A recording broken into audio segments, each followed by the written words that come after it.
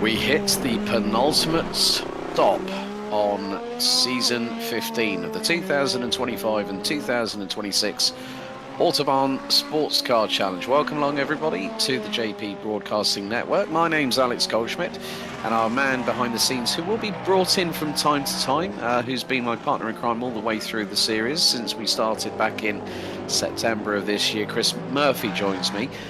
Chris, a very, very good evening. I know you're not feeling 100%, so I'll keep your speaking to a minimal here, but this and one more stop on the tour for Autobahn for 2025-2026. Aragon, a new track that a lot of us haven't really encountered it before, but it's going to be a true test for the drivers that are currently out for qualifying in the minutes. Yeah, it's a new track for me. I've never even seen a race here, so it's, I'm hoping you can carry me through this for sure. But as you said, I'm not kind of a little under the weather. So as usual, yeah, most of the time on these road course shows, you're carrying the heavy load for me anyway. So I appreciate you being there a little extra even tonight. But it's been a really fun season with Autobahn. It's actually we started back in September. We looked all the way through April of this year. I can't believe it's already almost here. So tonight here at Aragon, and then 2 weeks from now at Spa to end the season at one of our favorite tracks. So looking forward to some good racing here the last couple of races.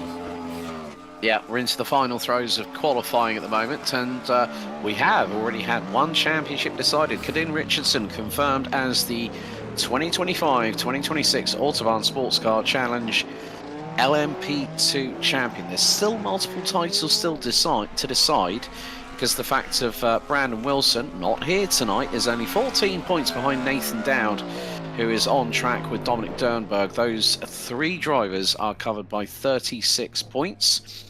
And then we head over to LMP2. The battle for second position is heating up. Mo Islam, Robert Tinsley and Walker Carroll covered by 12 points coming into this round. And the thing is that both Tinsley and Carroll are here. Islam is not.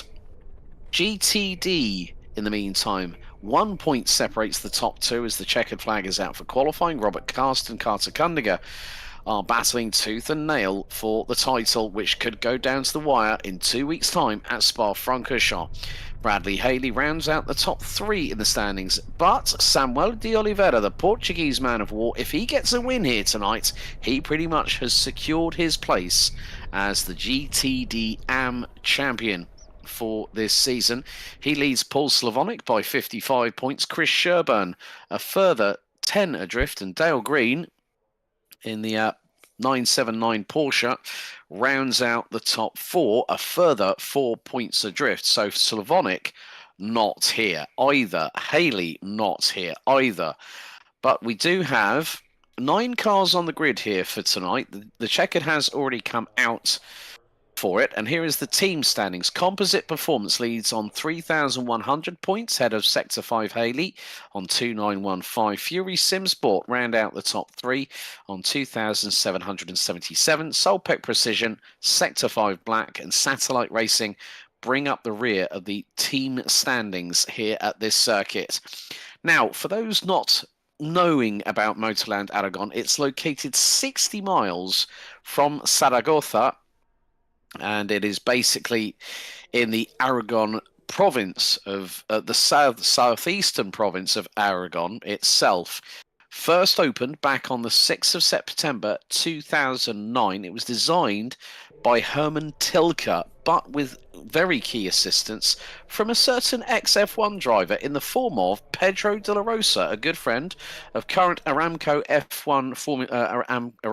Aston Martin F1 team racing driver, a man who seems to never age. He is the Peter Pan of Formula One. Of course, I am talking about two-time Formula One world champion Fernando Alonso. This circuit measures just over 3.3 miles. It has 18 turns in all, 8 to the left, 10 to the right, and runs counterclockwise or anti-clockwise, however you want to put it. There's some elevation changes. And also we've got a bit of a corkscrew type corner, a bit like Laguna Seca at turns 8 and 9, which is Sacacorchos, just before turn 10 at Marc Marquez, of course, named after the most decorated Spanish MotoGP world champion. But more to the point, we will have 60 minutes on the timer for this particular encounter here at Motorland Aragon. It has hosted a variety of racing, including World Series by Renault, the Aragon Motorcycle Grand Prix, Euro Cup 3, European Le Mans Series, World Touring Car Cup, Race of Spain, Race of Aragon, Pure TCR, Radical Euro Series, Wheeling Euro Radical Race. It's the NAS Race Car Euro Series in 2011, and has also hosted the World Superbike Championship. But as we get set to ready up for this 60-minute encounter, of course, there are some things to remind people about with regards to our settings for the respective cars. GTPs will have an 80% fuel limit, LMP2's 90%, GTD and GTD AM will be capped at 67% maximum fuel limit. So, as we wait for the drivers to ready up, it is time to take you through the starting grid for the penultimate time on the Autobahn Sports Car Challenge, and it will be Sector 5 Haley Agency's Cadillac V Series R, the 07 of Nathan Dowd. He'll be joined by Composite Performance's Acura ARX 06, which is the 913 of Dominic Dernberg from Canada.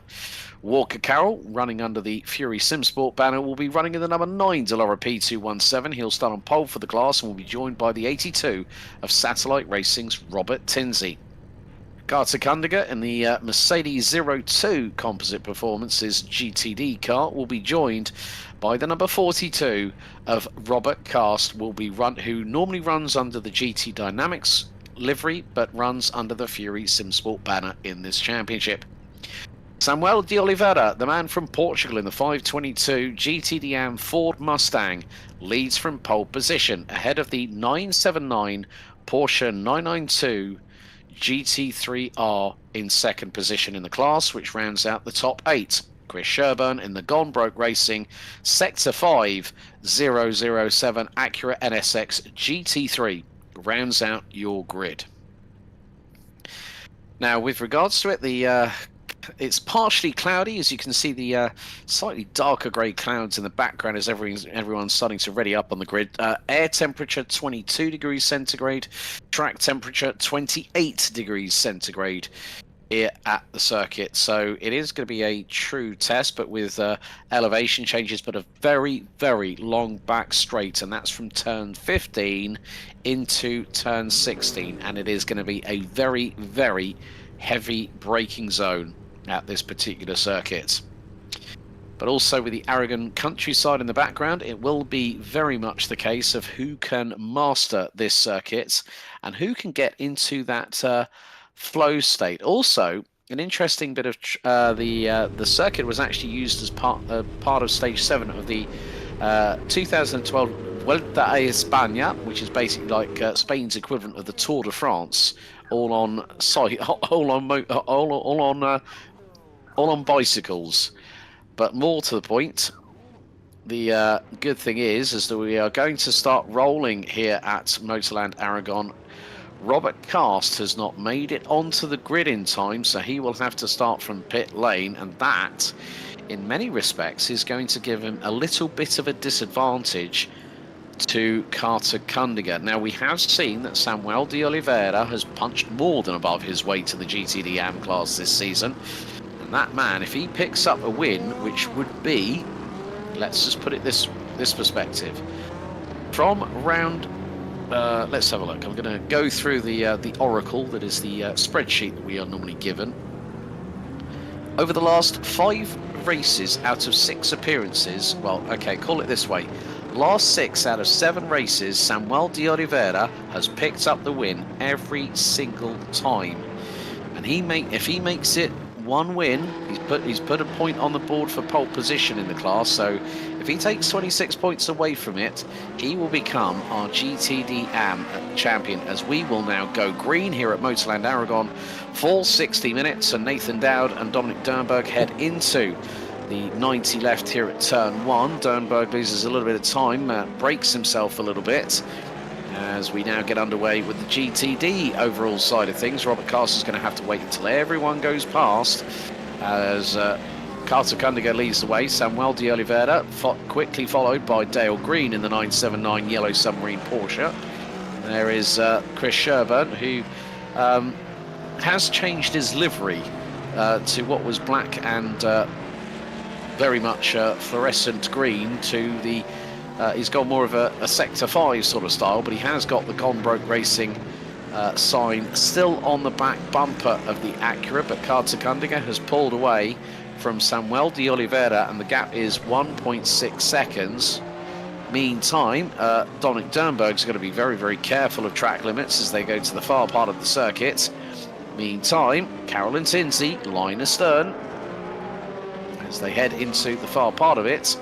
And then you're going to see the elevation changes creep in very, very quickly indeed. Do like the look of the chrome wheels on the Dallara P217. As Tinsey makes a bit of a hash of that one, unfortunately, locks up the front brakes.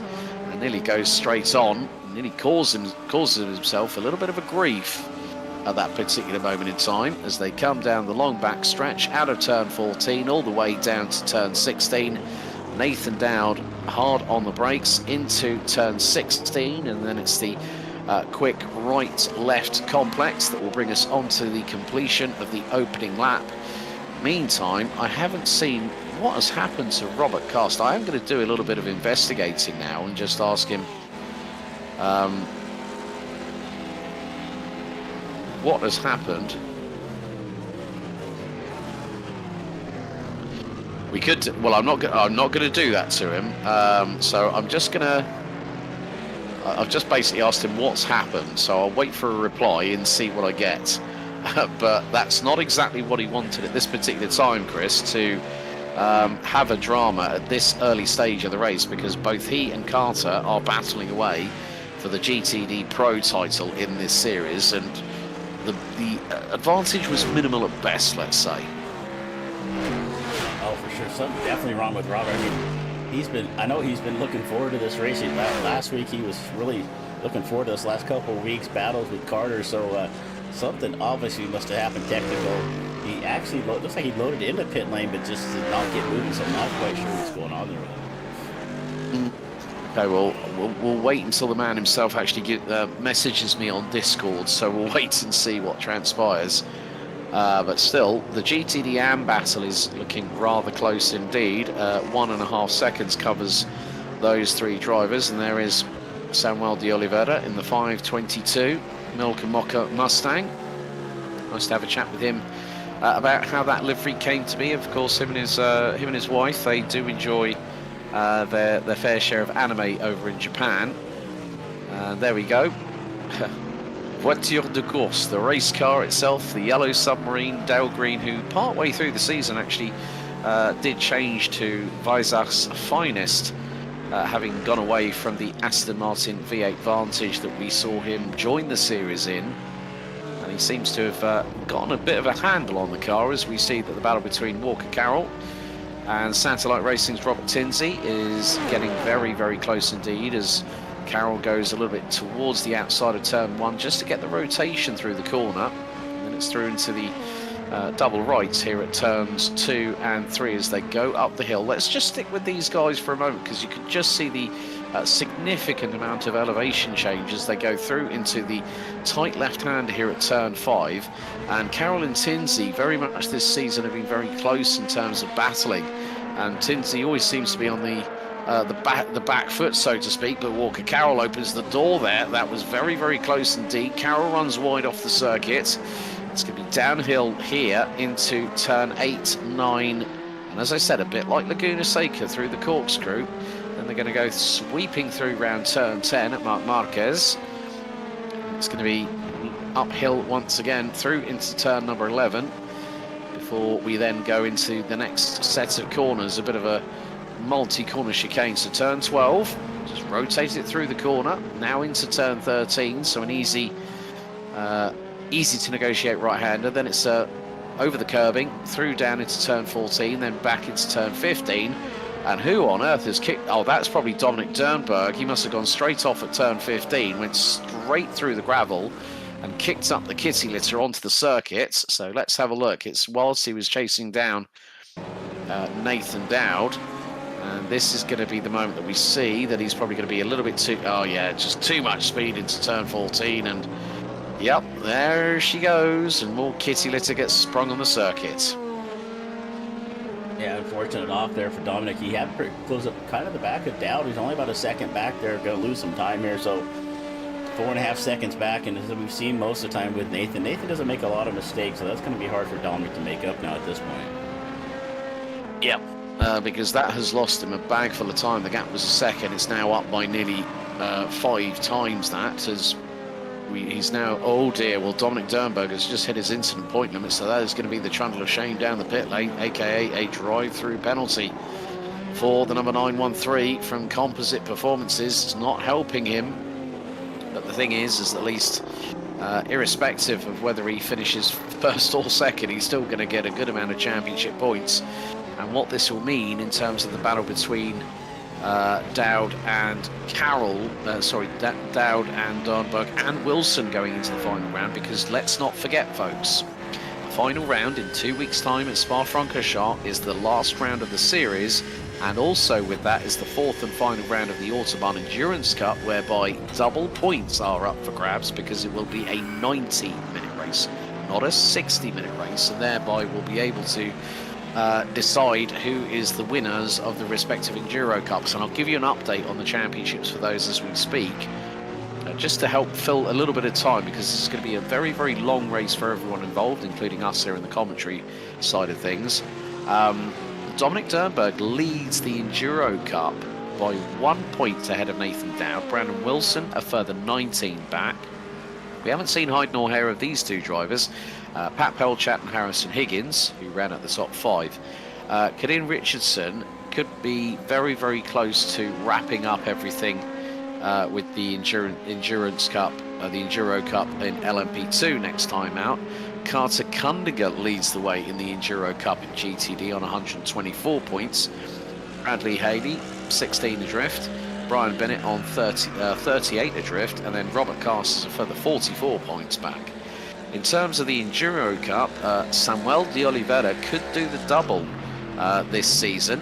He's on 132 points, 10 ahead of Paul Slavonic. Dale Green, 40 points, a further 40 points behind, so on 92. Chris Sherburn on 90. David Fernandez, who actually withdrew from the series after Portimao, a further 2 points adrift. Then Mark Kudrowski and Rich Minkler, who are also not here tonight. So this, oh dear, right. Robert Cast has just, he just had to step out, and he's going to get behind the wheel, and he said, he just put it in the general chat in the Discord. So at least we know now that Robert is going to race. So at least we might have a little bit of fun, but he's going to be 5 laps down, to be honest with you. But the thing is, Robert has always been a good proponent of this series. Now we're going to see a replay with Dominic Dernberg. This is into turn 16. A little bit too wide there for the Canadian. So that has caused a bit more drama for him, as Tinsey now losing out big time, because Walker Carroll going down the back stretch through turns 15 and 16 is now pulling a gap of about 2.8 seconds. Samuel de Oliveira, in the meantime, the GTD AMS, is now 2.3 seconds adrift of him of everybody else, including Dale Green. Now, you would think with a circuit like this, folks, with the tight and twisty technical sections that Motorland Aragon has, that the Porsche would have the advantage on the Mustang. But when you take in to consideration that 5.4 litre naturally aspirated Coyote V8, which for those who don't know their history about the Ford Mustang, that the engine itself was sent over to M Sport, which is the home of the Ford World Rally Championship efforts under Malcolm Wilson. They bored out the standard production engine from 5 litres to 5.4 litres, and this is actually a real name of a place in the UK, and it's called Cockermouth. So I'm waiting for the giggles from Chris. Excuse me? Are we allowed to say that on here? Well, it is the name of a legal place in the United Kingdom. Right, okay. Looks like I have got a message. Let's just see. Life had to step out was the reasoning. Life always gets away. Yeah, well, life does come first, unfortunately. So at least, well, if he's back, if he comes out on track, we'll be happy to see him nevertheless. But it just goes to show that life does sometimes take precedence, folks, and we're not going to hold it against anybody at all. So, but Carter Cunningham doing a really, really good job at the moment. He's 10 seconds up the road nearly from Samuel de Oliveira. So de Oliveira effectively running P2 overall in GTD, but Carter, you know, we did see him in other machinery earlier on this season. I think it was the Ford Mustang, if I remember correctly, and then the BMW, no, not the BMW, the Mercedes. What am I doing? It's, folks, excuse my stupidity at 10 to 3 in the morning here in the United Kingdom whilst we're broadcasting this live on JPB. But Carter's really found that sweet spot with this Mercedes. It seems to have complemented him very, very well. Of course, there's been a few updates with regards to tyre models and driving capabilities of the cars since the week 13 update. So bringing us on from season 1 to season 2. So yeah, it's just one of those things where you find that some drivers are able to work their way around. I mean, sometimes tyre models can affect drivers because they've been in that zone for so long, Chris, that they go, yeah, this car feels really, really comfortable. And then a tyre update or a car dynamics update comes in, and it just completely changes how they've got to set up the car for the next race. And they go like, I really didn't need that now. No, iRacing likes to throw wrinkles at us every once in a while, but the also thing they're trying to do is just kind of keep up with real life, and as these cars change and evolve, they try to make some changes in the sim for us as well too. But you're right, it's like, you know, I've actually seen these guys practice all week for an event, and an update comes out, and they've got to practice all that next day after something changes. So yeah, it can definitely be a challenge. They like to throw a challenge our way sometimes. Definitely, but Nathan Dowd within the first 13 minutes has now amassed a clear gap of 12.5 seconds, and that gap is growing. Nathan Dowd with the fastest lap of the race so far overall, 1 minute 47.008. And the LMP2s, well, it's Walker Carroll who's got the fastest lap of the race, 1 minute 50.564. Now, LMP2s normally run in the European, this normally has the the funny thing is that I'm now going to start comparing real life times as well, because we don't see any kind of GTP or LMDH, whatever you want to call it, hypercar we're going to call it for this instance. There's no hypercar recorded time because the World Endurance Championship does not go to Aragon. However, the European Le Mans Series has been there, and Malte Jakobsen from Denmark back in 2023 at the 4 hours of Aragon set a 1 minute 48.792.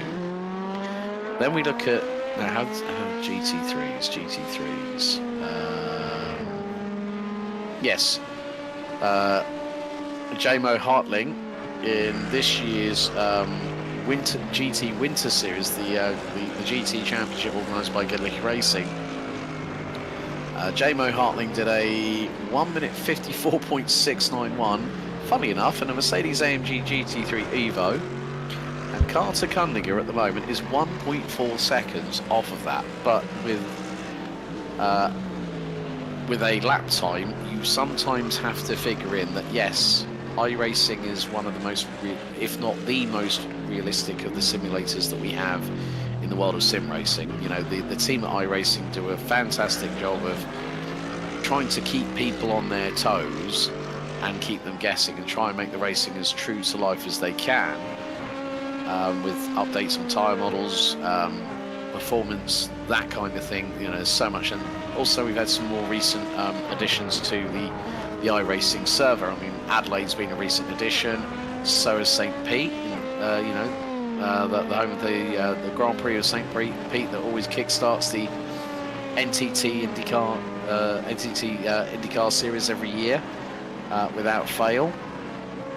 So there's always something in the works at iRacing HQ, and whenever I hear oh yeah, we've got a week 13 update, my ears start burning because I'm wondering what the hell's going to go on and try and and try and confuse everybody. But 15 minutes in, I have to say though, Chris Sherburn doesn't look too much of a slouch in that Acura, and he's actually running a little bit quicker than Dale Green at the moment, even though the gap between him and the Porsche, as you can see Nathan Dowd in the background, closing in. Chris is actually lapping a little bit quicker than the Porsche in his Acura, isn't he? Yeah, Chris has got some good pace. He's right here within striking distance of Dale. If Dale makes a little bit of a mistake here, Chris has been pretty solid the last few weeks, and yeah, he's looking really good there at Acura, but he's getting ready to get past here by our leader. This Dow's going to go by and make it look real easy. Nice timing there for Dow to catch him on the main straightaway. Not much of a challenger to get past these GTD cars. Yeah, so that's just the case. As Walker Carroll has just got a black flag. Oh dear! And because this is quite a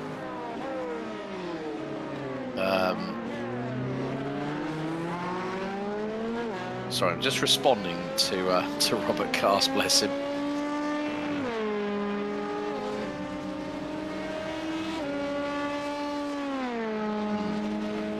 Yeah.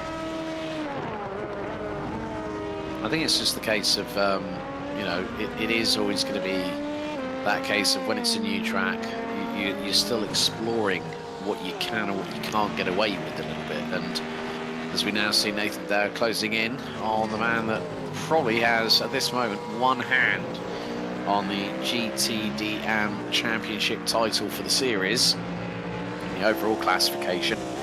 And there you see the closing rate of speed as we run aboard the front splitter cam of the Cadillac V Series R with sector 5-8. Oh, Samuel de Oliveira coming out of turn 15. He gets a little bit of a wobble. Something definitely puckered up there for the man from Portugal, coming out of turn 15, because he got a big look in his rear view mirrors and saw a Cadillac of sector 580 agency's colours coming right at him. He was like thinking, ah, crap, I'm going to get out of the way. You know, it's just one of those things where you just go, right, I'm just running my own race. Oh, GTP incoming.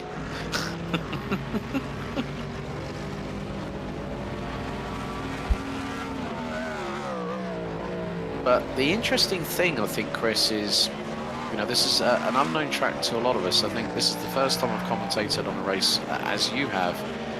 So we're both learning together. You know, we always see that with the pit stops, when it's a track that we know, like say Spa in 2 weeks' time, we'll have an understanding. But here in Aragon, it basically is a step forward into the unknown, a bit like when Neil Armstrong was like saying the words, one small step for man, one giant leap for mankind, when he landed on the moon back in the late 60s. It's an adventure that the drivers really do relish when it's a new circuit that they haven't really raced at before. Oh, for sure. And you know, these guys were out here practicing all day long. It's the one thing about the Autobahn is they actually set up different practice sessions throughout the week, so they've had a chance to get out here and make some miles. Will be interesting to see, because we're coming up to the 20-minute mark being elapsed here at Motorland Aragon for the penultimate round of the series. You're right there, buddy. Sorry. No, it's okay. I'm trying to minimise bringing you in as much as possible. But like I say, a new track, new challenge, and it's going to be difficult to understand when these drivers are going to pit based on the fuel levels they've got in the cars. Yeah, normally we see pit stops right around halfway. The LMP2 and the GTP cars are usually pitted a little bit sooner than the GTD, so we'll see how this shakes out here tonight. But I think everybody's probably going to target pretty much that half an hour mark, so about 10 minutes here we'll probably start seeing pit stops. Mm-hmm. Yeah, definitely. And so it's just one of the things where these drivers just will have to throw caution to the wind a little bit here. And what I mean by that is just like sometimes you've got to take a little bit of a risk. And we have seen, like say Dominic Dernberg, and it's not a nice thing to point out, but it is a matter of fact thing to point out, whereby when you don't know the track that well, sometimes you find yourself in a position where you think, you're making split-second reactions where you're thinking, oh, am I going to make it in time? Am I going to hit my braking marker? Oh, there's an LMP2 behind me, or there's a GTP coming up on my rear. So you've then got to also accommodate for that in how you get through the circuit. And Carter Cunningham, the perfect example of using spatial awareness, because a lot of these drivers will be using their crew chiefs as if to say, okay, car on your left, okay, car is clear. And from that perspective, the drivers will then have to be very, very mindful about keeping their noses clean, because one of the other things is that apart from getting pole position, a point for pole position, a point for fastest lap, there's also the 0x bonus, which means you get an additional 2 points for for a clean race. And so it will be the case of the more that you overstep the mark in terms of track limits, the more you're going to be at the behest of possibly not having those 2 points to your credit. So it is just about keeping your nose clean, as there is the 522 Ford Mustang of Samuel de Oliveira. Of course, Ford now, great news from Ford Racing actually through major media, motorsport media outlets, including good friends at Sportscar 365, who have said that Ford Racing in Q3 of this year will start testing their new hypercar that will be hitting the track for the FIA World Endurance Championship for next season, which I'm really, really excited about. And it looks like we're going to have good old Ford V8 power in the back of that of their car for next season. Really, really excited to see what the new car is going to look like. Along with that, unfortunately we'll be losing Alpine, but we'll also be gaining, along with Ford, we'll be gaining McLaren, who have decided they're going to leave. They're effectively going to be leaving Formula E and then going into the hypercar class of the World Endurance Championship. And that is a very, very exciting prospect for a lot of sports car fans, and hopefully we will see both those vehicles at some point in the not too distant future here on iRacing. I'm sure that's going to be the case, but still, at least 22 minutes, we're coming up to 23 minutes in, and the track temperature here, Chris, has dropped. We were at 28 degrees, we're now at 26, so this is going to help the drivers in terms of keeping the tyres a bit more under control and help them to be within that sweet spot of optimized heat cycles, because we know that sometimes if you make too much of an error, you can dirty the tyres, you can flat spot the tyres, and that can cause you a big trouble, especially if you're trying to challenge for a position. Yeah, and the cooler temperatures definitely going to give you a little more grip on the tires, but a lot of times we've seen these guys just run out most of these races without changing any tires at all, just kind of taking fuel at that halfway mark. But we'll see how this shakes out here, right? But Nathan Dowd, 24 seconds to the good here on Dornberg, so unless he just decides to stop on the side of the track and have a picnic, I think Nathan Dowd's going to come home with a win here. I wonder if he's got his picnic basket ready and waiting with the baguette of bread, the bread, the cheese, the butter, and all. Just making sure there's no, making sure that Yogi Bear and Boo Boo are not in the background. But nevertheless, and if you don't know who Yogi Bear is, guys and girls, look it up on Google. Hey, dude, Boo Boo That's Bear. all I'm saying on that one. Yeah. That's about picnic basket. Yeah, that's all I'm saying. That's about the only impression I got, and it's not a very good one. Oh, look at our LMP2 though. Kinsey's actually closed up within a couple of seconds on Carroll. We might have a race here in the LMP2s. It's just taken half a second out of Walker and just set his personal best in this race, a 51.086, whereas Carroll just did a 51.535. And sometimes in these endurance races, folks, you might say, well, okay, you haven't got that many cars on the grid. Well, yes, but we've had it before, Chris, where we've had 15 cars on the grid, and it has been a pretty interesting race. Some people might say, yeah, but it's a bit boring. It doesn't matter about that. The thing is, these guys are out there because they love racing, and this is very much a community. Like every sim racing championship that you and I have commentated on together, it's always been not just about the racing, but it's always about that sense of togetherness, community, and people wanting to help each other out to improve their racecraft. And yeah, okay, people might say, well, this is a bit of a long series. Yeah, well, considering the fact that there's a championship I know, that is the iRacing Grand Prix Tour, they're doing 20 rounds all the way through 2026. So basically, echoing the Formula One calendar in a way, but having very different very different setup on what tracks go where. So there are some series that are, that are quite lengthy, but some people enjoy the fact of where they can commit to other race schedules outside of this competition to further improve themselves as a driver. Yeah, and this Autobahn series has been a really great one to be a part of. And the funny thing is, we cover a bunch of different types of racing out here on iRacing. We cover this the road course events here like this, and the sports car stuff, and then NASCAR, dirt track racing, and all kinds of different stuff. And it seems, like you were talking about that sense of community, and you seem to see that a little bit more here with these sports car groups.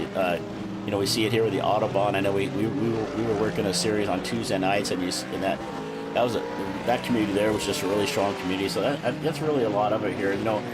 The last race we did a couple of weeks ago, the GTD AM class, we only had 4 cars, but it was one of the best races we've seen all year. Oh, definitely. Yeah, I mean, the thing was, it was a mano-a-mano battle between Carter Cunningham and Robert Cast, and it was just absolutely captivating. Then it all just went horribly wrong for the latter individual, and then he still ends up smelling of roses because he's still up a point in the standings. But it is one of those things that, if you want to be a part of this league, there is a link in the description down below to check out. So if you want to get involved for their next season, whenever that is going to be announced, and get on board. The best thing is, if you're not the greatest driver in the world, when you look at about it, the highest I rating we've got is, funny enough, it's Robert Tinsey, 6672 I rating, and Dale Green 2635. So we've got a pretty even strength of field here when it comes to it, and all of them have got their A licenses here on iRacing. And now we're going to see this battle here. Now, Chris Sherburn has closed on in, and he took 0.7 of a second out of Dale Green on that last lap. They've got Walker Carroll right behind them as they go through turn 3, up the hill in towards 4. So Walker Carroll gets through on Chris Sherburn, and he's gone right. He sandwiched himself right in the middle of proceedings. So that has given Dale Green a little bit of an opportunity, but Walker Carroll has got to be very, very careful how he now tries to get through. What this will happen is that Walker Carroll is going to step to the inside, and this is a very, very brave place to do this, down into turn 8, and he gets the job done into the Sacacorcho's corners at turns 8 to 9, the Aragon equivalent of the, well, let's call it the Spanish corkscrew, just to make it a little bit easier for you folks out there. And then that has actually helped Robert Tinsey. But in the meantime, what that has done is that with Walker Carroll positioning himself in between Dale Green and Chris Sherburn, unfortunately it's compromised Chris, because he hasn't been able, he was on the run, and he's now decided, okay, well, I'm getting out of the way because Robert Tinsey's going through. Okay, good call there by Chris to just get out of dodge, but it's lost him even more time because he's had to brake, dodge out of the way, and think, well, okay, there's still nearly half of the race to go. We're coming up to 30 minutes of this race being completed, and 30 minutes to go until we hit the checkered for the penultimate time. But now it's a case of, there you see straight away, coming out of turn 16, Robert Tinsey nowhere to go, and Dale Green as Dale Green went straight into the pit lane. Oh my goodness me. That was so close. That could have caused drama for Robert Tinsey right there. And that has now unleashed Chris Sherburn. So Dale Green was very, very lucky he did not get punted into the pit lane entrance barrier there, Chris. Yeah, I don't know if they're in iRacing chat there to communicate with each other when they're going to pit them, but that was really, really close. I mean, Tinsey, unfortunately, we were looking at that battle between Carol Walker and Robert Tinsey there, and it got down to about 2 seconds. But when they caught those 2 lap cars, those 2 GDDM cars, Tinsey got the worst of that. It is now a 6-second gap between our 2 LMP drivers, Walker Carroll and Robert Tinsey now. Yeah, and now Dale Green, 17.3 seconds was the amount of time he was stationary in pit road. Let us put him quite a way behind Chris Sherburne, but obviously the top 2 in GTDM yet to pit. Walker Carroll now has a lead of 6.2 seconds as he is making his way through into turns 14 and 15. Very neatly composed there. Nathan Dowd continues on his merry way through into turn 9 at the the Aragon corkscrew. Then through the sweeping left that goes uphill here at Marc Marquez at turn 10, now into turn 11, which has a bit of a slight blind crest here as you come over the top of the hill, and then it's down into turns 12 and turn 13. Dominic Dernberg in the Acura ARX 06 has just done his fastest lap of the race, 46.911. Dowd is running consistently in the 46.7s at the moment, so his pace has been consistent, and he's just carrying on like it's a Saturday afternoon drive in the countryside. Yeah, we take a look here. Carter unchallenged in this race. Carter could just basically pull over right now and park it and have the win here, but he's going to get out there and try to finish his laps as any good racer would do there. So Carter with a big advantage over here, of course. Dowd with a big advantage. Closest race we have on the racetrack is our LMP2 with Walker Carroll and Robert Tinsey. Now 6-second gap though. Tinsey looked like he's closing in just a little bit. I just looked up at the screen. He bit 3/10 out of it. So let's see if he can get himself gathered back up after losing all that time. It's going to be a difficult one for sure, but with Carter at the moment, put it on pole position in the class, so that's an additional point. He's got the fastest lap in the class. He's the only one running. Obviously Robert's had to deal with the family emergency, so won't go into details on that, but the main thing is that as long as everyone's okay, that's what matters most. When it's family, you deal with that first. If you have to step out, we completely understand, we completely appreciate it. Obviously Robert will be back, I'm sure, in 2 weeks' time at the series finale at Spa-Francorchamps, where we will have the deciding moments for the team's title, the Endurance Cup, as well as our remaining titles, because even with the fact that a certain Brandon Wilson is not here, he could still be very much in the title fight with Nathan Dowd, as we see there's Samuel de Oliveira. He's currently leading by quite a big amount of time. 26.2 seconds is the man from Portugal's advantage, as he will complete lap number 17 of the 3.321 miles circuit. And he's got Robert Tinsey on his tail, who now decides, you know what, I will try and wait. I think he's probably gonna, the thing is that sometimes there's always that sense of urgency and sense of desperation. With Robert Tinsey, that was more of an urgency rather than a desperation, because he's trying to claw back what is nearly a 6.7 second gap, and de Oliveira decides, well, I'm going to stick with you, buddy, and that will help the Mustang GTD AM get a little bit of a slipstream as they go down the hill into turns 8 and 9 once again here at the Aragon corkscrew, or Saca Corchos. I don't know what that means, but I will now try and find out what the English equivalent is, so at least you and I have both got that. Yeah, Saca Corchos is Spanish for corkscrew. So, typical. Well, at least I was saying it right, but I didn't even know. So, thank God for Google Translate, eh, Chris? Yeah, thankfully for that, I still wouldn't have had it, so I wouldn't even know how to spell what you said, so I will just go with corkscrew. Yeah, exactly. So we'll just call it corkscrew from now on, shall we? All right, 24 minutes and 50 seconds left to go. Walker Carroll from Fury Simsport, who has also been racing this season in the Sim Racing Republic Sportscar Championship, presented by Ardox. this season in the LMP2 class, so very much a Le Mans LMP2 specialist. Good to see that he's got a very, very good run, and this will help him in terms of the battle for second position in the LMP2 classification as he fires it up at high speed through turn 3. Meantime, there's Dale Green in the yellow submarine from Weissach, and he's got Dominic Dernberg right on his rear bumper as they come out of turn. Then you see rocket ship. All of a sudden, Dominic Dernberg just flies past him like he's standing still. And the big thing is that I've noticed through the speed trap, quickest GTD AM, funnily enough, is Chris Sherburn, 162 miles an hour. Nathan Dow through the speed trap, get this, for a difference of closing rate of speed, 197 miles an hour.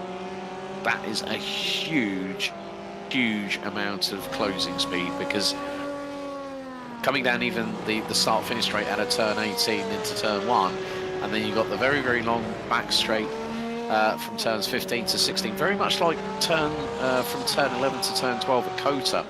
You've got this very, very long back stretch to deal with. And Carter Kundiger has hit the speed trap at nearly 162 miles an hour. So there is a layout. I mean, we're running on the FIA Grand Prix layout rather than the FIM, which is the Fédération Internationale de Motocyclisme, which is the governing body for MotoGP and World Superbikes and every other two-wheel class that runs in global two-wheel racing. But Dominic Dernberg, I mean, the thing is that he knows that it's a battle that he can't win between him and Nathan Dowd. But the main thing is here, Chris, is that he can just keep on plodding away as Robert Tinsley is the first of the LMP2s to pit with 22.5 minutes to go. All he needs to do is just keep it on the black stuff, excuse me, and just get the points. Yeah, at this point, that's really all you need to do. We got 22 minutes left to go. You see, probably get some more pit stops going on right now. Dale Green is our first to come in. Now we've got Robert Tinsley and Samuel de Oliveira both going to come in for their pit stops here. Yeah, so de Oliveira has got a big, big margin between himself and Chris Sherburn, which is whittling down at the moment. So at the minute, de Oliveira is in pit lane. Chris Sherburn, I think, has just taken over the race lead. So, de Oliveira will be, Samuel de Oliveira, he's slightly longer fueled than Dale Green, but will come out ahead. And that was nearly 19.7 seconds. So, again, Chris Sherburn showing his expertise in being a good hypermiler in the Acura NSX GT3, that particular vehicle known as the Honda NSX GT3, more in continental Europe and the United Kingdom when it comes to competition. And the big partner that helped the Honda Motor Corporation with regards to the development of that vehicle and also integration of the vehicle into GT3s was Jazz Motorsport, who also helped Honda with their TCR program with the current generation Honda Civic Type R FL5 vehicle that has competed in TCR UK, TCR Europe, the TCR World Tour. Carter Kundiger now dives in to pit lane with just over 20 3/4 minutes remaining on the clock. But still, we haven't had either of the GTPs pit yet, so going very, very deep into the race, probably with about 15 minutes to go. I would imagine that Nathan Dowd and Dominic Dernberg will be in pit lane, so Robert Tinsley is still circulating. He's coming down the back straightaway, whereas Walker Carroll is in pit lane. He is currently refueling at the moment as Carter Kundiger leaves the pit lane. Make sure you don't speed on pit exit, Carter. Walker Carroll, 23.22 seconds and a short run out of pit lane. And he's now able to gun the throttle and get back up to full speed. So this will help him with regards to retaining the lead as we have 2/3 of this race completed here in the Autobahn Sportscar Challenge Season 15 for 2025 and 2026. Round 13 out of 14, and in 2 weeks' time we head to the iconic Ardennes Forest and to Spa-Francorchamps for the last and deciding round of the series. which will be round 14 of the full campaign, and round 4, the final opportunity to score points in the Endurance Cup for this series. Nathan Dowd 40 3/4 seconds ahead of Dominic Dernberg. They both are still yet to be, well, those are our last 2 drivers that will need to pit. And again, Nathan Dowd just comfortably getting on with the business at hand. Dale Green finds himself about 9.6 seconds behind Samuel de Oliveira, who has got 13.7 seconds between himself and Chris Sherburn. But the way that the pit stops might work out here, Chris, I think that once Sherburn comes into pit road, there will be a case of de Oliveira will take the race lead, as Nathan Dowd now finally dives into pit lane with 18 3/4 minutes to go. Yeah, and this is, if my memory recalls correctly, this is pretty much a common thing for Sherburn to stay out there long like he's doing right now. I'm not sure what the advantage of, or what he's trying to get an advantage right here, because you know, if it was an oval track race or something like that, I think maybe a caution, but we don't see full course cautions here in sports car racing. But Chris Sherburn is definitely going longer than anybody else out there right now. But you're 100% right. Once he pits, de Oliveira is going to be way out in front, and you know, Green's going to get back up in the second. I think Sherburn's going to fall back to third here in the GTDM. So we'll just see how this shakes out. He's definitely going to have to come in and pit here sometime in the next couple of minutes. As Dowd exits pit lane, Dernberg goes in. And there is de Oliveira. Sherburn now finally dives into pit road at the same time on lap 21 of the race. So, de Oliveira at the moment is now making his way across the line, retakes the race lead, and there we go. Order is resumed. But the thing is that Dale Green was only about 20 seconds behind Chris Sherburn when he came into pit lane. This is going to be very, very tight. Dale Green now back up into P2. Chris Sherburn has shortest pit stops of the GTDs overall, including Carter Gundiger, who was in for 18.5 seconds on his marks. 15.8 seconds, but Chris has got a longer trip to the end of pit road, so now he's going to have to start doing a little bit of hustling, a bit like the Bandit from Smokey the Bandit, to you know, just keep on trucking and see if he can make up some time on the 979 yellow submarine Porsche. Nathan Dowd, an exemplary run. He hasn't really, I mean, if we had seen him and Brandon Wilson battling away, I'm sure that we will see Brandon, the driver from Hyperion, racing back for the final round of the series in just 2 weeks' time to conclude the series. But this has been a pretty stellar run by him. De Oliveira is 10 seconds ahead of Dale Green, and as I said, one more win from this man and he would probably pretty much pick up the series, because it would be a massive gap between him and those closing in. I mean, it would help Dale Green, it would actually move him a little bit closer, but de Oliveira, I mean, with a 55 points advantage, it will mean that he effectively will become the champion, because Chris Sherburn and Dale Green, they're 65 and 69 points adrift to this man from Portugal, who has been an absolute stalwart. Out of the last 7 races, he has won 6 in a row, apart from not being with us at the... He was a bit...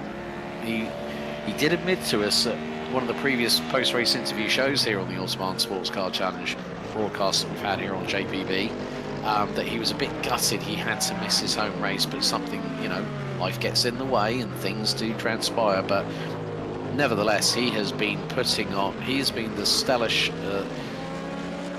you know, the stellar standout of this season, even though the fact of Brian Bennett, who was leading, was actually partway through the season promoted up to GTDs in the Sector 5 McLaren, and obviously Brian hasn't been with us for quite a long time, so it's allowed someone like Samuel de Oliveira to really shine, and it's really been wonderful to watch as we come down to the final quarter of the race. I mean, Chris, de Oliveira has absolutely been a tour de force in this series, and if he comes back for season 16, well, we know where he's going to end up. He's going to be promoted.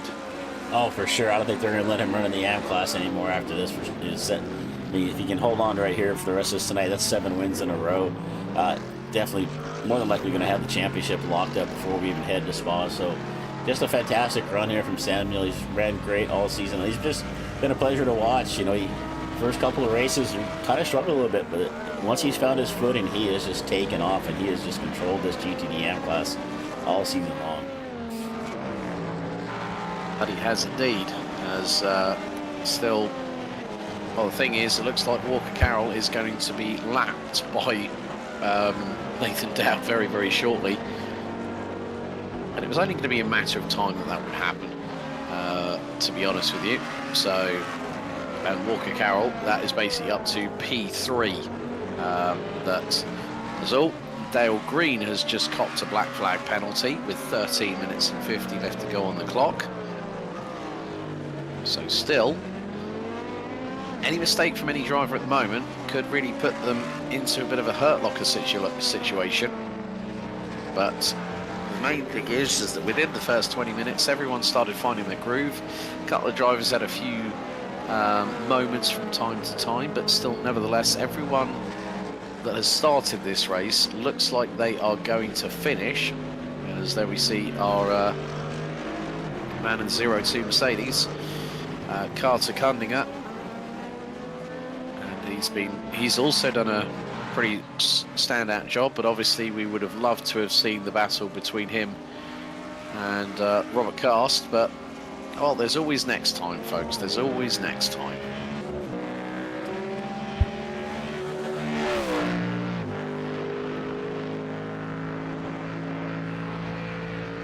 But one of the good things, I mean, even though, as I said earlier, this hasn't been the biggest field, the quality of the driving standards have been pretty good, apart from that scale that we had between Dale Green and Robert Tinsey a bit earlier on when Dale Green decided to go exit stage left into pit road. But apart from that, everything has been pretty clear so far. However, Dale Green is losing time to Chris Sherburn, so the Acura is really starting to get into the groove now.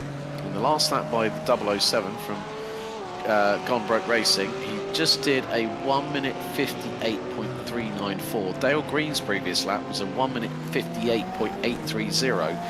So he's about 4.5 tenths quicker than the Porsche in front. So the Acura having a little bit more top speed, even though Dale Green last time around went through the speed trap at 166.4 miles an hour down the back stretch.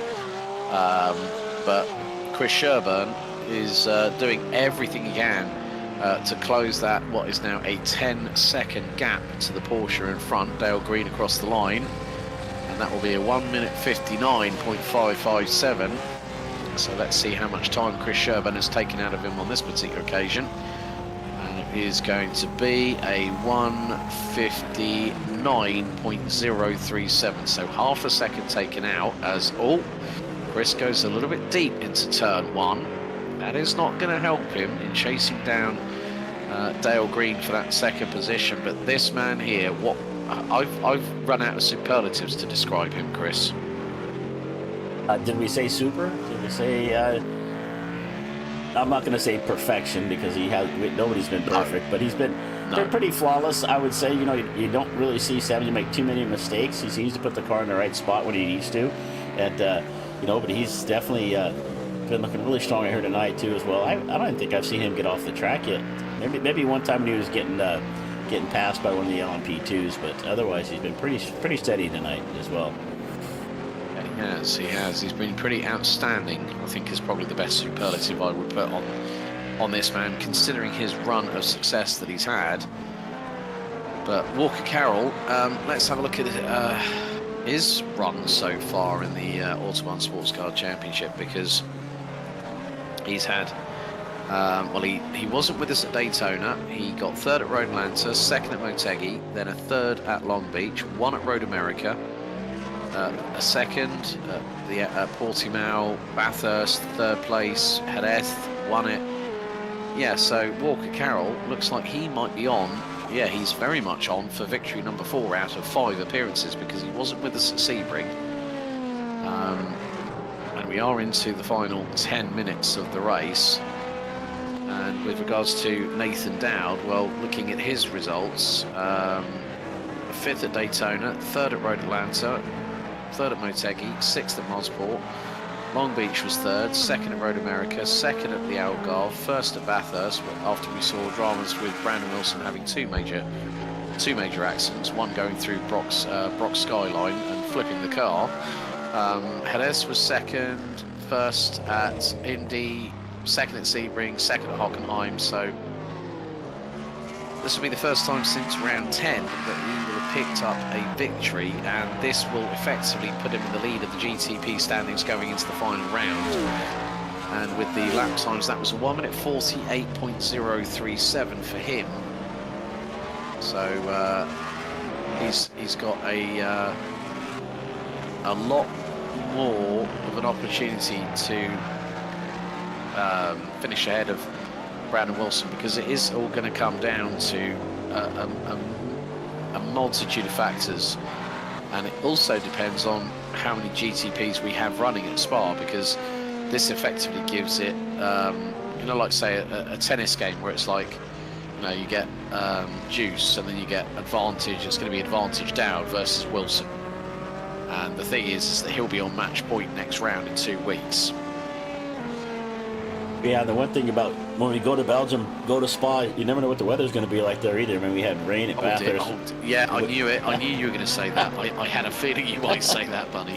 Just add another level of excitement to the last race of the season. But it seems like every time I see a race at Spa, there's rain, or at least a chance of rain at some point. So it should be interesting for sure.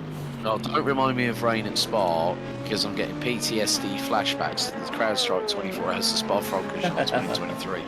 I was watching, because for those that love their sports car racing, the CrowdStrike 24 Hours of Spa is the biggest GT3 twice around the clock adventure.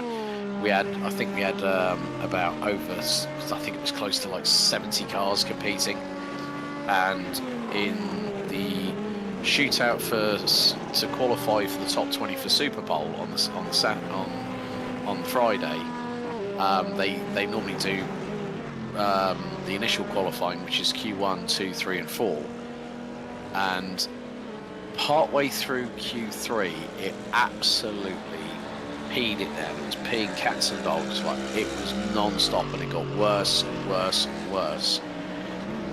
And I was working for a company formerly called Eau Rouge, but now known as the Artisans of Speed, based out of Belgium.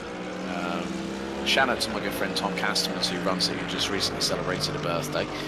I was working with them and Team WRT at the private lodge, and I wasn't able to stay for the race itself, because I had to go 2 hours south to Couvin to Marienburg to commentate on the BNL karting series. And on Thursday night I was waiting by the Fanatec Arena where they were doing SRO esports, and it just absolutely teed it down with rain. And then I had to run up the hill, I had to go up the paddock in the absolutely god-awful rain. I looked like a wet cat just being dragged through the door.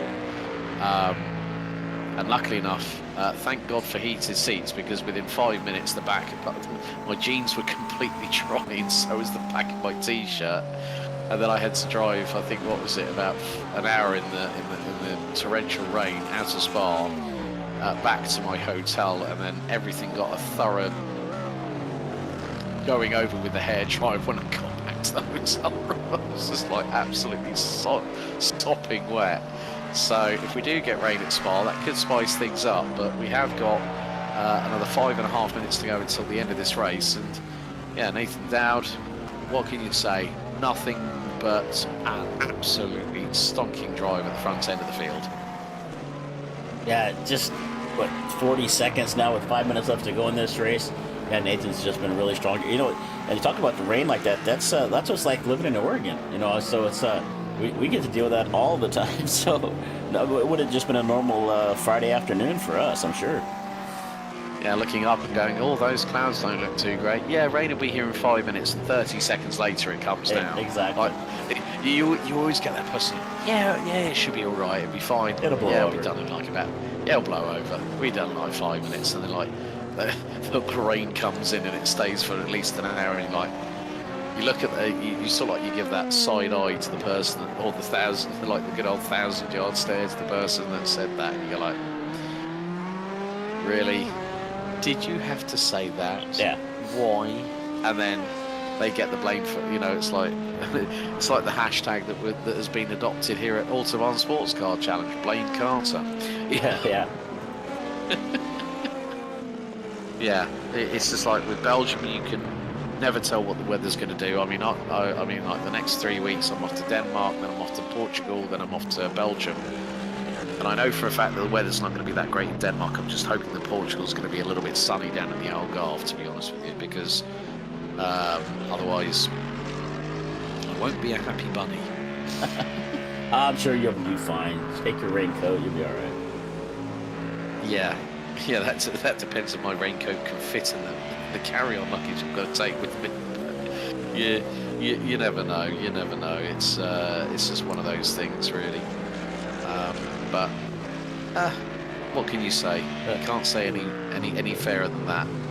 Around here, Yeah, we just carry like little fold-up ponchos, like an emergency poncho, just keep in your pocket. Or do like the Japanese, like those little fold-away umbrellas. You can just put in a little like carry-on bag, and you can just like as soon as you get underneath some shelter, get through the door. You're like everyone's like going like backwards and forwards with the umbrella, just trying to shake off all the water.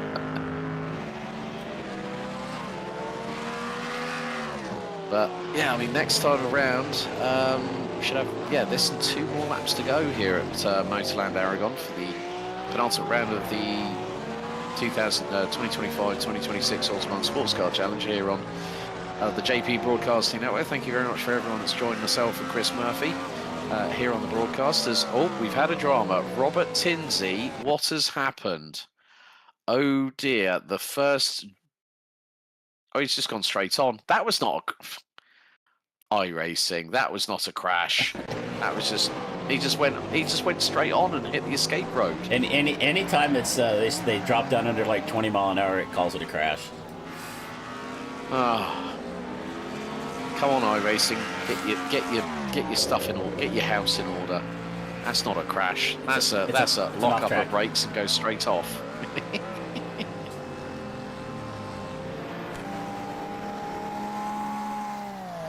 But still, I mean, the thing is that we haven't had any positional changes really, apart from the pit stop cycles. That's all that we've had here tonight.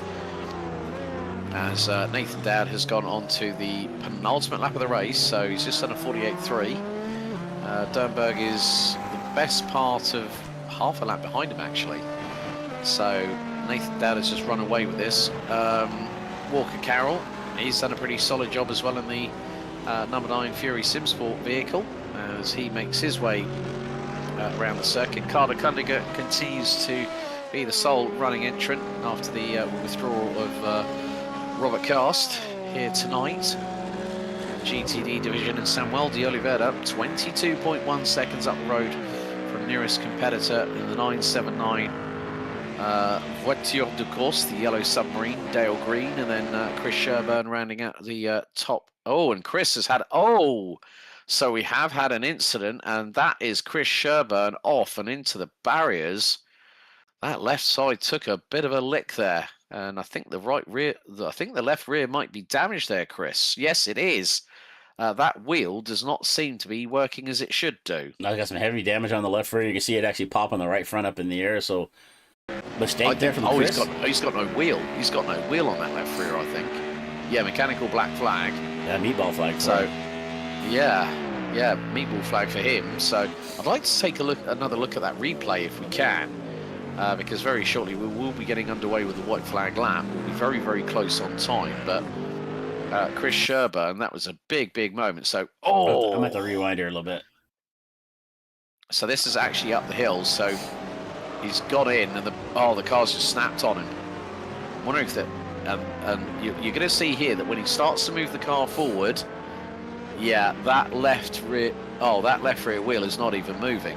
So drive shaft broken, suspension broken, and that has biggest moment of the day, and it comes on the penultimate lap of the race. So Chris Sherburn is going to be classified in 3rd position. Meantime, we are on, effectively, I think, the white flag lap as Nathan Dowd is on lap 34 of the circuit here, just over 3.3 miles. Here at this 18-turn counterclockwise circuit established back in September of 2009.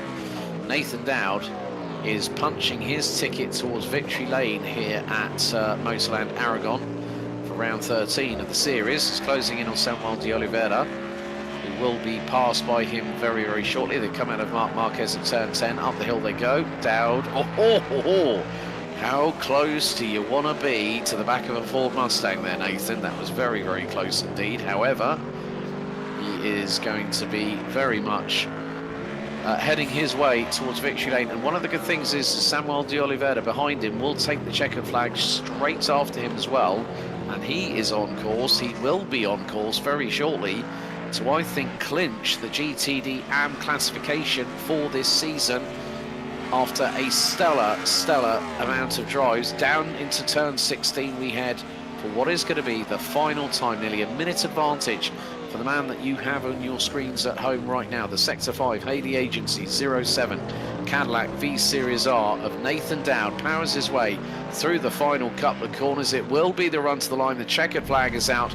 Nathan Dowd wins the penultimate round of the series here at Motorland Aragon and will win by over a minute. Samuel de Oliveira picks up the win, and by my calculations, he has secured GTD AM Championship glory here with one more round to go after what will be an emphatic run of success so far since Road America, missing out on Portimao. That is 7 wins in a row.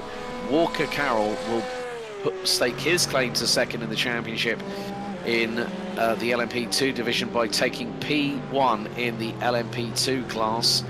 Carter Kundiger, well, he's been running solo tonight. It is going to give him the advantage going into the final round of the series as he heads down the backstretch for the final time here on what will be his 32nd lap of this race. Robert Tinsey now makes his way across the line. He will take second in the LMP2 division. Meantime, Dominic Dernberg will finish P2 in the GTPs. We just got one more. Carter Kundiger, what are you doing? Come on, stop it. Oh, don't tell me he's going to go into reverse all the way. Is he going to do a J-turn? Hang on, folks. Wait for it. Is Carter Kundiger going to spin the front end around? Come on, Carter, pull on the e-brake. Come on, let's see it. He's going to go in reverse and take the win in a very, very unusual way because he knew he had no other competition. Carter Kundiger at about 60 miles an hour in reverse gear crosses the line backwards, wins in GTD, and takes the lead in the series with one more round to go. Had to finish it in style. Carter doing a nice job right there. I was hoping for a James Bond style J or a Knight Rider style J-turn there. It disappointed me a little bit. I thought he did pretty good right there. What he did, I know. He probably made a faster lap than I would have made out there going backwards. So. Yeah. Yeah, exactly.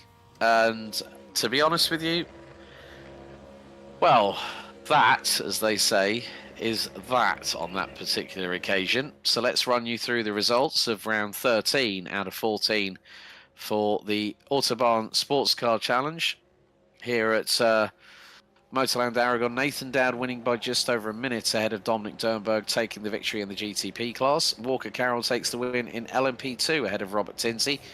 Carter Kundiger decided to go backwards over the line to take the win in GTD as the only driver running in there. Samuel de Oliveira has taken victory, 7 wins out of the last 8 appearances, and with that, I think has just clinched the GTD AM title. And he could do the double next time out at Spa if he wins. As look, there we go, the Portuguese man of war in the background doing the donuts. Oh, good man, good man. Good to see that happening. It's definitely got reasons to celebrate. Dale Green and Chris Sherburn rounding out your top 3 in the class as the Portuguese man of war finally stops doing the donuts and gets himself off the server. Robert Cast, unfortunately, only did qualify, but unfortunately did not take part in the race tonight. However, we have got somebody standing by to speak to us, and let's pull him in It's going to be Nathan Dowd who picks up the victory. Nathan, good evening. Oh, Well, buddy, pretty straightforward race there. Bit of a different challenge here at Motorland Aragon. How did you find the circuit? it was fun. Didn't know the track before today, so it's kind of like a glorified practice session to learn the track for me, I think. I'm guessing it was the same for a lot of the guys out there. But yeah, it's a good track. Well, I mean, in many other respects as well, look at it this way. You just picked up another victory. I think your first one since, let me have a look. I'm just recalling my memory to the spreadsheets. Last time, you've taken a clean sweep. That's a total of 29 points you've just taken. So you got pole, fastest lap, 0x, and that puts you in the lead of the standings with one more round to go. And that was your first win since Indianapolis back on February the 16th. And it puts you in a pretty good spot for the 13th of April when we've got the 90 minutes of Spa. Yeah, I think so. Yeah, it's a shame. It would have preferred to have Brandon out there. He couldn't make it this round, but yeah, I think that'll give me because he's out of drops, so yeah, that'll give me the lead going in the last round there. So we'll see. I think I'll have a pretty decent buffer. So it is a double points round. So I don't know. It's possible if we get enough people showing up. If a disaster happens, he could maybe make up the. I don't know. I'm not sure what the total is going to be yet, but Well, yeah, it's looking good though. it is looking good because you've got a 15-point advantage going into Spa. Because the points have just been updated as we speak. But Nathan, great job there, buddy. Well done tonight. Before we let you go, anyone you'd like to thank in particular? Just Carter for putting the league on still. The S5 guys ran with. I think we only had Chris out there with us tonight, but all the guys on the team. And then you guys for doing the broadcast each and every round here. It's been fun. Brilliant. Well, Nathan, congratulations on your win here for round 13. We'll see you in a couple of weeks' time on April the 13th for the final round of the series for the 90-minute enduro at Spa. Well done tonight. Yep, thank you guys. See ya. So big thank you there to Nathan Dowd. I think I'm going to wait and see if Mr. De Oliveira might join us very shortly, Chris. But just for those wondering, we are getting some updates on the points as we speak that at this moment in time, Walker Carroll has moved up to right. Okay. Chris, are you ready for this? Yes, sir. Right. Mo Islam, 268. Walker Carroll, 267. Robert Tinsey, 266 going into the final round in LMP2. Nathan Dowd on 313. Brandon Wilson, 298. Dominic Dernberg on 284. That is in the GTP side of things. Looks like Carter Kundinger might be going ahead of Robert Cast, and I think that is now going to change to a 9-point advantage. You know what? Shall I see if I can drag Carter in? Yeah, you might as well. Grab him from the lobby. Right, Mr. Kundinger, good evening. Hello, hello. Long time no speak. Yeah, it's been 2 weeks, so I know. It feels like an eternity, buddy. Feels like an eternity. So, question for you: what on God's green earth decided to possess you to go across the finish line in reverse? And I was hoping for a J turn. You disappointed me, my man. You know, it was just general curiosity, if I'm honest. I was like, you know what, let's do something fun here. And I really thought about the J turn. However, I also had the 0x in the back of my mind, so I just I should probably just get across the line and just park it and get my 2 points to get out of here. Yeah, indeed. I mean the thing is now that puts you 9 points ahead of Robert going into the final round at Spa-Francorchamps next in a couple of weeks on the 13th of April. Still very tight though, buddy. I mean that depends on obviously if we get a few more drivers on the grid for that round. I mean everyone loves Spa, don't they? Oh yeah, no, Spa's awesome. I haven't, luckily for Robert, I haven't had the best of luck with Spa in general. It seems to be a little bit of a, I guess, what's the word for it? Maybe like a rabbit's foot for me, but Mhm. um, it'll be interesting. I think it should be a really good race. 90 minutes, two double points. Anything can happen. I mean, all it takes is one little hiccup for me, or an insane race from Rob, and I think all I need to do is finish third, and there's potential based on numbers that show up that doesn't happen. So it'll be a good one in 2 weeks here. Yeah, I mean, we were just having a chat. I was just having a chat with Nathan about the circuit here at Motorland Aragon. It had its fair share of challenges, didn't it? Yeah, even for just being the only one in my class, and knowing that as long as I completed a lap, I was gonna win tonight. Like it was still difficult. Like the natural racer instinct in me still wanted me to push, just to see what I could do, and work on some things that I may have needed to work on from the Sebring 12 hour this weekend. So, but I mean, it's like even in this GT3, there are some spots where you have to be on the perfect line in order to be flat out, and I definitely pushed that limit here tonight. But super fun track, one of my favorites on the service. I love just driving here. Racing here is awesome. Just driving here is just as awesome. So I was looking forward to this round for a while. Yeah, but nevertheless, a very different way to win a race. Even though you're only the only GTD pro, obviously, Robert having to deal with some family stuff, which we completely understand and appreciate. I mean, family comes first, as they always say. So we completely understand that from his perspective, and we don't hold that against him. But I'm really looking forward to seeing the battle between you and him in a couple of weeks' time when we go to Spa for 90 minutes. Before we let you go, Carter, anyone you'd like to give a shout out into particular, buddy? Yeah, no, honestly, my shout out tonight is going to be really to anyone watching. What I'm doing for this last race here is it's going to be no entry fee required for Spa. So if you want to race, come find me, whether it's through Discord, through JPB Broadcasting. Um, People will know how to get in contact with me. So if you want to come race 90 minutes at Spa, if you guys in the booth want to broadcast from the track, that'd be pretty awesome too. I don't have that possibility. I've got no sim to speak of here, Yeah, and you unfortunately. don't But want me on the track. Trust me. Ah, bummer, bummer, Unless it's bummer. a All dirt right. modified or a late model, then we'll talk. There's enough dirt around Spa, we could make that happen. So, well, there's plenty of runoff areas. So I'm sure we could throw a lot of shingle and gravel on the circuit for him, couldn't we, Carter? oh yeah, for sure. No, it'll be a good one. It'll be a great way to round out this season of Autobahn, 15th season, which is pretty insane. So, yeah, looking forward to it already in 2 weeks. Brilliant, Carter. Good to chat to you as always, buddy. And we'll see you in a fortnight's time for the Spa finale. Yeah, cheers, lads. Right, big thank you there to Carter Kundiger. Let's bring in a man who has been on an absolute tear. Samuel de Oliveira. Good morning, I should say, my friend. Hello, hello. How's it going?